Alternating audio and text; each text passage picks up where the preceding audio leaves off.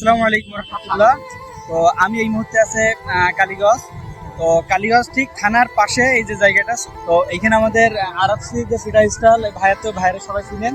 তো দেখেন এইখানে আছে চিতই পিঠা, নিজেরা নিজেরা তৈরি করতেছে। পাশাপাশি আছে ভর্তা। তো চলুন কি কি ভর্তা আছে একটু দেখাই দিচ্ছি।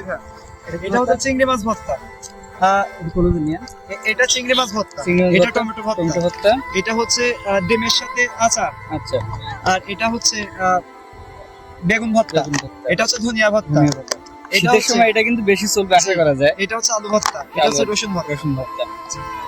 তো প্রাইস গুলো কি ভাই অবশ্যই একটু জানাই দিক, যারা আসবে তাদের জন্য একটু সুবিধা হবে। প্রাইস জি, আমাদের সব রকম ভর্তা দিয়ে চিতই পিঠা দিয়ে 30 টাকা প্লেট, এবং আমাদের দুধ পুলি পিঠা যেটার ভিতরে সব দিয়ে ঠাসা থাকে এবং দুধ জ্বালিয়ে ঘন করে সেই দুধের মধ্যে ভেজানো থাকে, সেটা হচ্ছে 50 টাকা প্লেট।